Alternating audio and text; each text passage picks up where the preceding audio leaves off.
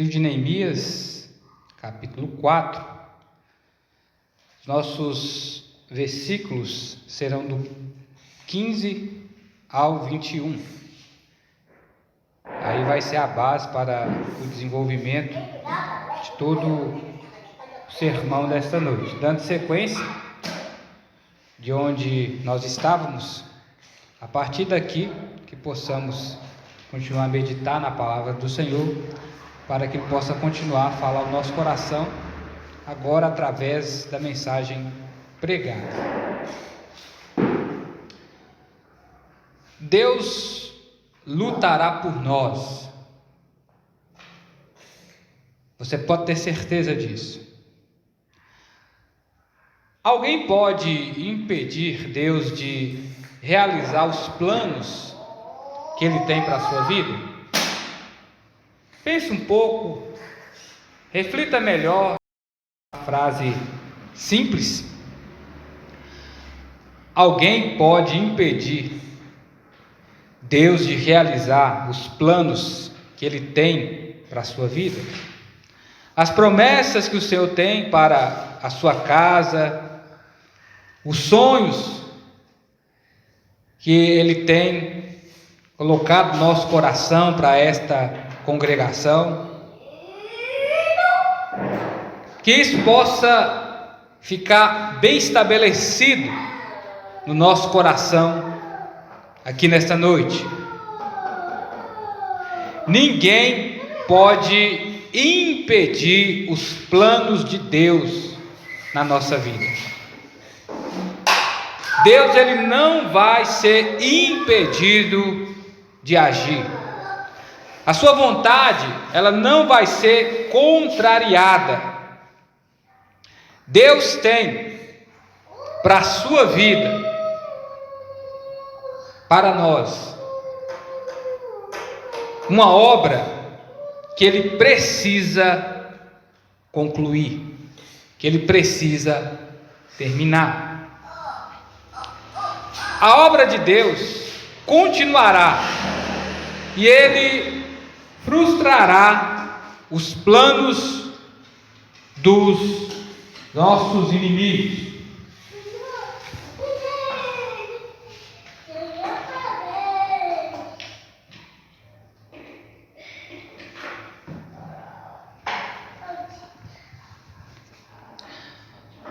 Os versículos 15 ao 17 do capítulo 4, como aqui já referi, do livro de Neemias, última etapa desta unidade textual no capítulo 4, temos a seguinte abordagem,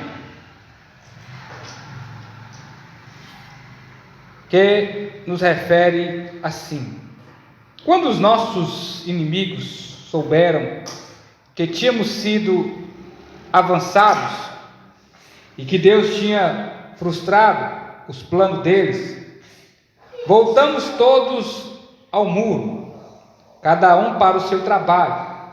Desde aquele dia, a metade de meus homens trabalhava na obra, e a metade empunhava lanças e escudos, os arcos e as couraças, e os oficiais prestavam apoio a todo o povo de Judá, tanto os que reconstruíam o muro, quanto os carregadores que transportavam as cargas e faziam seu trabalho com uma das mãos, e com a outra segurava a sua arma.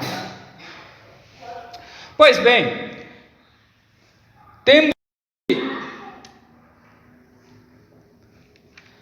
o termo sequência, continuação.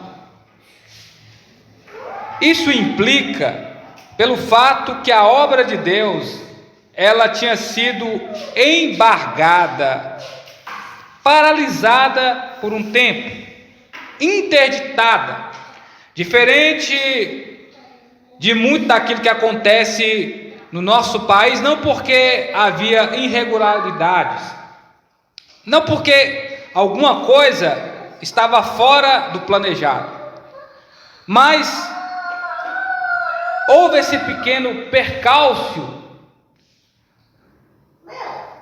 porque a inveja havia se levantado no coração dos opositores, que levantaram aquilo que hoje nós chamamos de fake news, contaram notícias mentirosas a respeito daquilo que o povo de Deus estava realizando ao tentar restaurar a cidade santa. Deram para o rei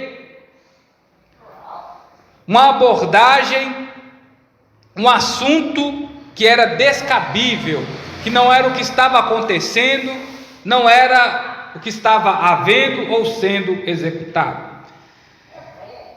No livro de Esdras, que caminha junto com o livro de Neemias, estão dentro do mesmo assunto. No capítulo 4, no versículo 5 ao 24,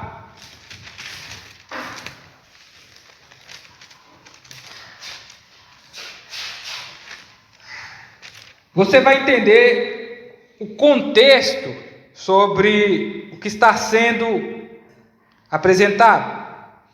Preste bem atenção como a corrupção, o toma lá da cá, o lavar das mãos de forma ilícita já acontecia. Deram dinheiro a alguns conselheiros para fazer oposição a eles, frustrar os seus planos, e fizeram isso durante todo o período de Ciro, rei da Pérsia, até o reinado de Dário, o rei da Pérsia. No início do reinado de Artaxerxes, escreveram uma acusação contra os habitantes de Judá e de Jerusalém. Durante o reinado de Artaxerxes, Bislão, Mitrade, Tabael e os seus companheiros escreveram a carta a Artaxerxes, rei da Pérsia. A carta foi escrita em aramaico com caracteres aramaicos. O comandante Reum, o secretário de Sinsai, escreveram uma carta contra Jerusalém ao rei Artaxerxes. O comandante Reum escreveu, o secretário Sinsai e os seus companheiros, os juízes, governadores, oficiais, os persas, os homens de Henrique da Babilônia e os elemitas de Susã, os demais, as demais nações que o grande e famoso Assurbanipal deportou o assunto na cidade de Samaria, oeste do Eufrates, que escreveram assim: esta é a cópia da carta que mandaram ao rei Artaxerxes, teus servos, homens, oeste do Eufrates, assim escreveram: saibais que o rei, os judeus que vieram a nós, da sua parte foram a Jerusalém, estão construindo aquela cidade rebelde má. Estão restaurando os seus muros, fazendo reparos nos seus alicerces. Agora saibais, ó rei, que se aquela cidade for reconstruída, os muros forem restaurados, eles não pagarão nem tributo, nem imposto, nem taxas. E assim a receita do rei serão prejudicadas. Agora, visto que somos fiéis ao palácio e não nos convém ver a desonra do rei, estamos enviando este aviso ao rei, a fim de que se façais a busca no livro das crônicas de teus antecessores, e descobrirá no livro das crônicas que essa cidade é uma cidade rebelde, desde os tempos antigos da rebelião, por isso mesmo ela foi destruída. Assim estamos avisando ao rei que essa cidade for reconstruída, os seus muros forem restaurados, não terás propriedade alguma ao oeste do Eufrates. Então o rei enviou o comandante Reum e o secretário Sinsai e os outros companheiros que moravam em Samaria E no restante do país oeste, Eufrates, a seguinte resposta: paz. A carta que nos enviaste foi traduzida e lida na minha presença. Ordenei que fizesse uma busca e descobrisse que, desde o tempo antigo, essa cidade tem se levantado contra os reis, que ela tem sido lugar de rebeliões e revoltas. Jerusalém deve aos reis poderosos que dominaram todo o território a oeste do Eufrates.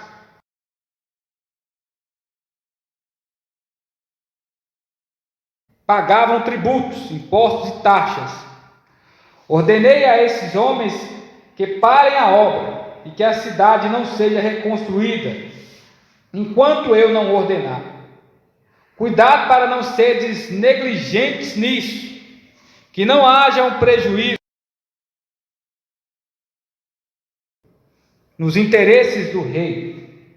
Então, logo que a cópia da carta do rei Artaxerxes foi lida perante Reum e Sinsai, o secretário, seus companheiros, eles foram depressa a Jerusalém e forçaram os judeus de forma violenta a suspender o trabalho. Assim, a obra do templo de Deus foi suspensa e ficou interrompida até segundo ano do reinado de Dário, rei da Pérsia. Vocês perceberam que, a grosso modo, diante principalmente dessa abordagem histórica, no final de tudo, houve-se um grande levante maquiavélico para que a obra de Deus ela não fosse concluída, ela não fosse terminada, não houvesse a restauração em Jerusalém. Interessante é que o rei Artaxerxes ele coloca até a sua ordem pudessem retornar à construção. E isso agora acontece, vocês que têm nos acompanhado, através do trabalho de Neemias. E nós já sabemos como foi todo esse desenrolar para eles chegarem até aqui. Novamente eles atacam, novamente eles tentam frustrar os planos para a reconstrução dos muros de Jerusalém e do templo. Mas, neste momento, nessa hora, Deus ele responde à altura. Chegou o tempo que Deus queria que a obra fosse terminada. Chegou o momento que Deus ele quer que a restauração fosse feita totalmente. E ele frustra os planos dos inimigos. É Deus que acaba paralisando. Preste atenção. Diante desses inimigos que se levantaram, é Deus que é o muro de contenção. É Deus que é a grande muralha, onde que eles se esbarram e os seus planos são frustrados, caem por terra. Contra Deus, o inimigo ou os adversários, eles não têm força. A obra espiritual que Deus está realizando, a restauração que está acontecendo na Igreja Batista de Icaraí de Minas, ninguém pode parar. Ninguém vai frustrar os planos de Deus. Isso não vai acontecer. Desde o dia que eles foram ameaçados, é claro que eles tomaram precauções. É percebido que eles oram, que eles vigiam, mas eles se armam. Eles estavam com ferramentas de trabalho, e eles estavam com armas bélicas, eles estavam com instrumentos de guerra, lança para atingir o inimigo à distância, espada para poder acertar o inimigo a curta distância, couraça, roupagem de guerra, armadura para proteção. Eles estavam cada vez mais preparados para lidar com todo tipo de situação adversa que se levantavam contra eles no serviço da obra do Senhor. Hoje, espiritualmente, a pergunta é: você tem se armado? Você tem se preparado? Como esses cooperadores na obra de Neemias aqui estavam. Novamente temos esse conjunto de pessoas, nesse grande mutirão, que não eram somente pessoas que estavam trabalhando como servos, mas eles estavam como sentinelas a vigiar o tempo inteiro, depois dessas ameaças que eles sofreram. Que possamos ter certeza nessa noite, é claro, uma vez realizando a obra de Deus, o adversário não vai deixar barato, os inimigos não vão deixar as coisas acontecerem facilmente. É por isso que nós devemos nos armar em Deus, para estarmos prontos para lidar com qualquer tipo de levante que venha contra nós. Deus faz a parte dele, é claro, cabe a mim e a você fazer a nossa também. Toma sobre si toda a armadura de Deus, apodera da palavra dele totalmente, como um soldado empunha uma espada afiada de forma habilidosa em suas mãos. Porque é certo, os planos dos adversários da obra de Deus vão ser frustrados, os de Deus jamais. Os planos de Deus para a nossa vida jamais serão frustrados, porque Deus, ele não se arrepende daquilo que ele diz, e ele não volta atrás daquilo que ele promete, porque ele não é filho do homem para que minta, e nem homem para que se arrependa. Uma vez Deus dizendo, há de acontecer. Deus há de cumprir com as promessas que ele tem na nossa vida. A obra de Deus continuará. O nosso Deus lutará por nós, como aqui já lemos no título. Os planos dos inimigos se frustrarão, porque é Deus que lutará por você. É Deus que agirá por você. Se você cooperar com Ele, se você obedecê-lo, se você for fiel a Ele, Deus, Ele lutará a seu favor. Se temos cooperado com Deus, se somos fiel a Ele, se temos obedecido a sua palavra, se Ele é por nós, quem será contra nós? Quem ousará se levantar contra o temível Deus, que é o sentinela do seu povo? Versículos 18 ao 20.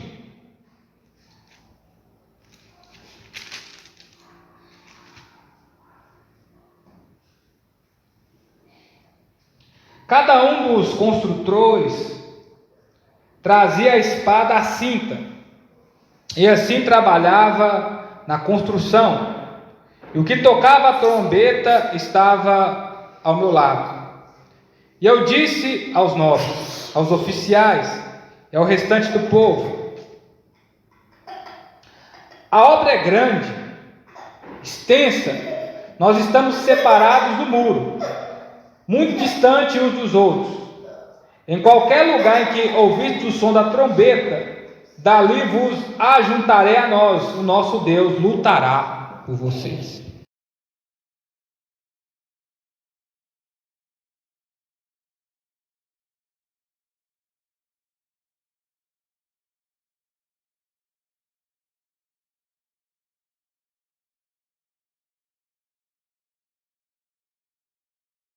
São duas colocações que mostra que eles não se apartavam de duas coisas.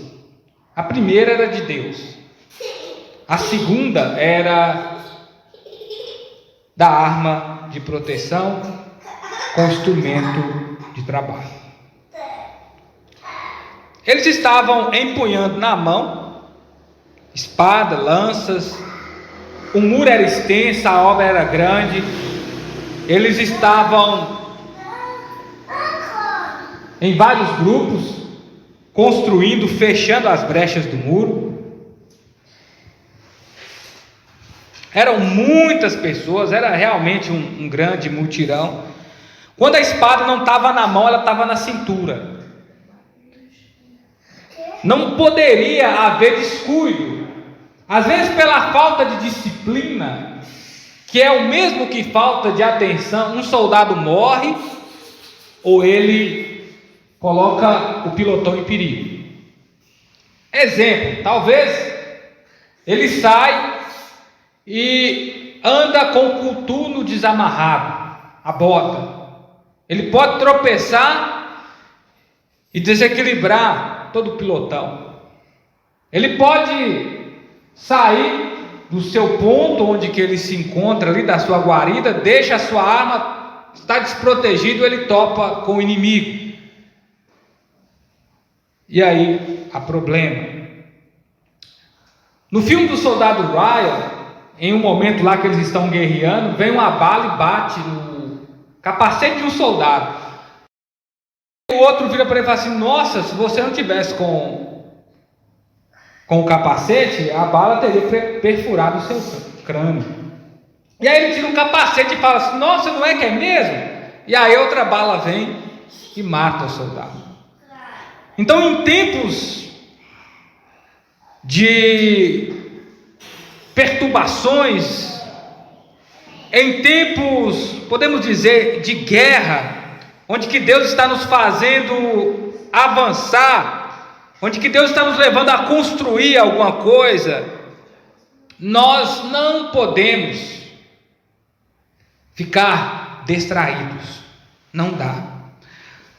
A trombeta, que é referida nesse contexto de Antigo Testamento, que era vista como chofar também, ela tinha várias funções, principalmente em termos daquilo que era cerimonial, principalmente culto ao Senhor. Mas nesse contexto específico, ela era toque de guerra. O que Neemias fez? Ele organizou novamente, os planos dos inimigos foram frustrados, ele animou o povo, ele colocou cada um para voltar a trabalhar no lugar devido. E aí ele mantinha o cara da trombeta ao seu lado. Por quê? Isso aqui não é desconexo. Ele tinha uma razão para isso. Ele mesmo falou: o muro é vasto.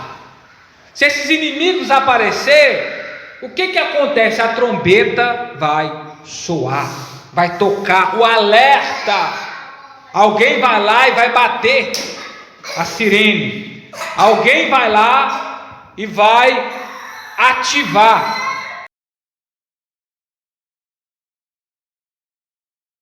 o alarme.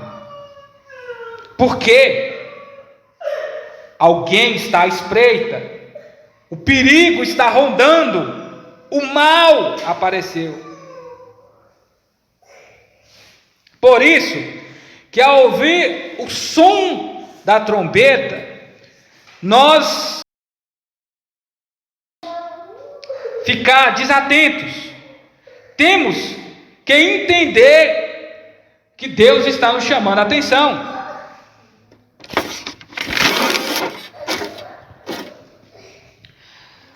No exército, irmãos, vocês acham que aqueles toques lá de corneta, aquelas pessoas que eles têm, que tocam instrumentos na fanfarra, aquilo é simplesmente para ter um som harmônico? Aquilo em época de guerra, o ouvido deles estão treinados para identificar cada toque e eles saberem o que está sendo dito, para que eles possam se reagrupar, se posicionar, para que eles venham se alertar. É o mesmo que código Morse. O som da trombeta neste momento, irmãos, é para nós adorarmos a Deus, é estarmos diante do Senhor em uma assembleia solene. Deus está nos convocando, nos chamando para louvá-lo, para ouvirmos a sua palavra, para nos armar. Deus está nos chamando para afiar nossas armas. Deus está nos chamando para nos dar instruções. Deus está nos chamando para reagruparmos. E como as pessoas estão desatentas, como elas estão brincando com coisa séria, como elas não perceberam que já caíram na armadilha do inimigo, como ainda elas não viram que já foram laçadas, e Deus está chamando a consciência dessas pessoas. Deus está nos chamando, a trombeta está tocando. O que Neemias está dizendo, está aqui o cara da palavra, o cara da trombeta. A obra de Deus, ela continua. Prestar serviço ao Senhor, dia e noite.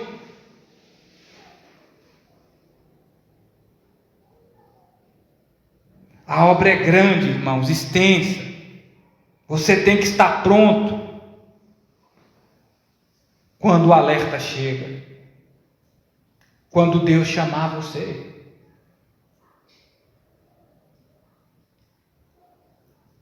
Dentro do contexto do exército, de manhã, na hora que eles vão acordar, bem cedo, para os exercícios matinais, para a movimentação do pilotão, para as atividades do dia, o que é que toca? Trombeta. De alguma maneira alguém anuncia, alguém aparece, é um alerta. Seja alguém também chamando, dando ordens, levanta. Os versículos 21 ao 23.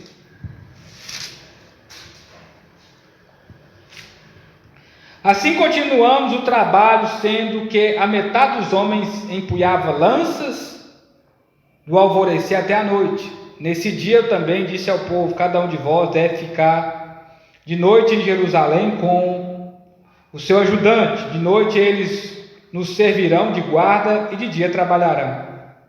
Assim nem eu, nem meus irmãos, nem meus ajudantes, nem os homens da guarda que me acompanhavam, trocávamos de roupa, cada um ficava com a arma na mão.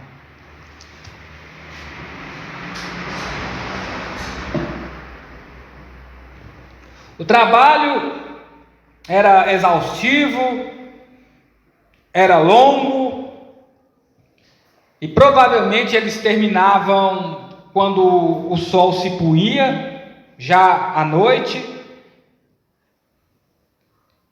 E no decorrer, eles ainda ficavam como guardas. Tinha isso ainda.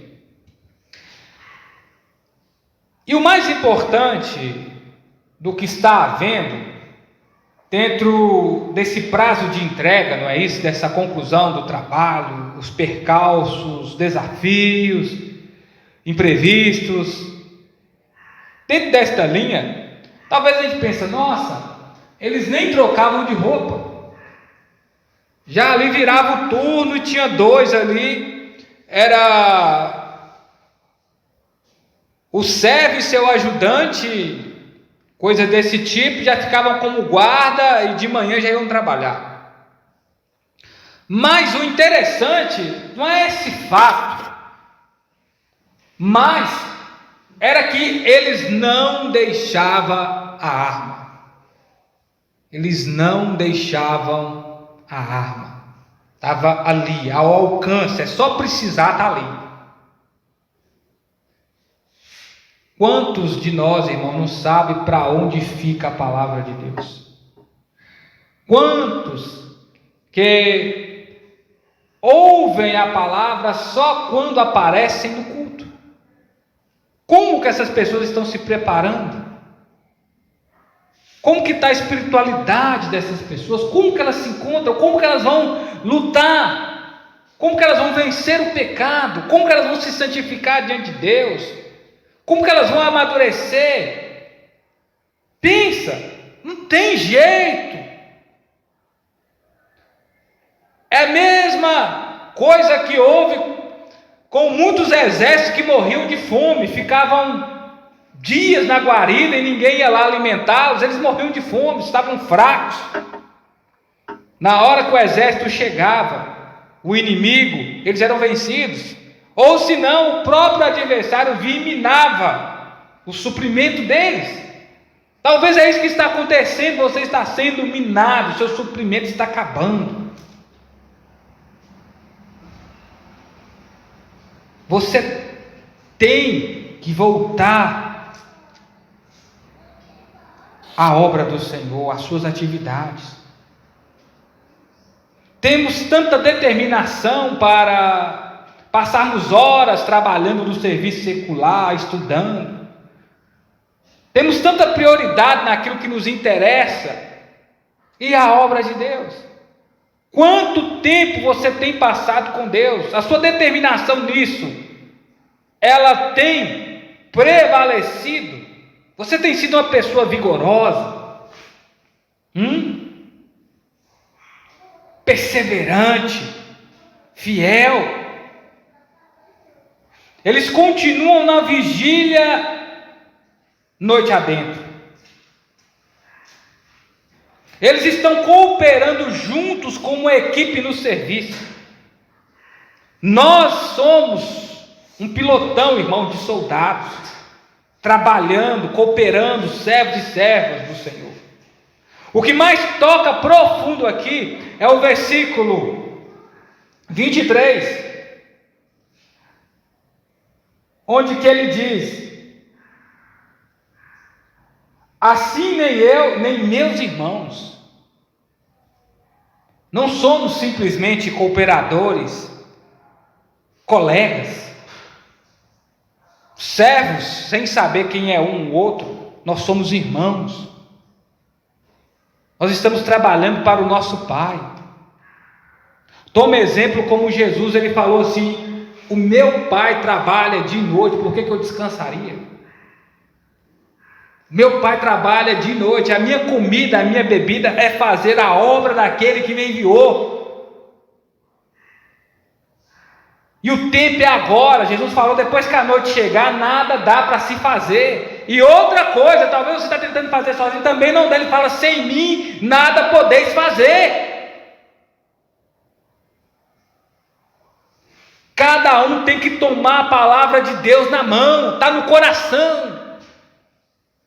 Manusear bem, ter conhecimento daquilo que lhe foi confiado.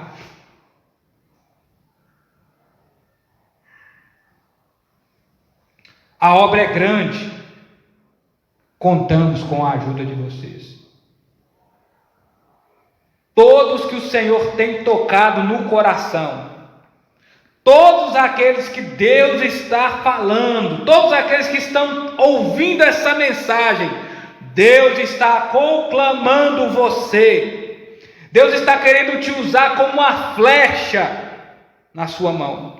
Deus está querendo fazer de ti uma lança afiada, cooperador e cooperadora. Deus está te chamando à responsabilidade.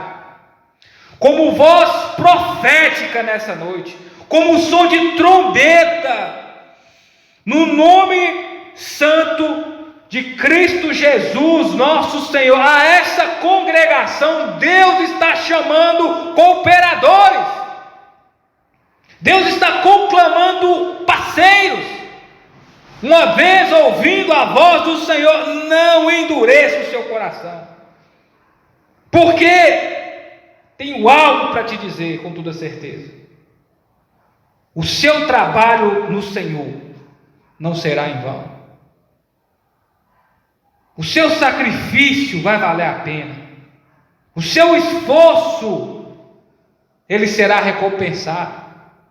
O próprio Cristo Jesus, o servo sofredor, o exemplo maior. Deus se agradou daquilo que houve com ele, porque ele sabia o resultado que seria gerado. E ele se alegrou com aquilo. Aquilo que você faz na sua vida, Deus alegra. Pensa, aquilo que você tem feito, Deus tem se alegrado nisso. Deus tem se alegrado do tipo de vida que você tem levado. Deus está te chamando para fazer algo que vale a pena. O seu trabalho no Senhor, cooperador, não será em vão. Deus não fica devendo nada a ninguém. Deus trará resultado à sua cooperação. Você verá esse resultado.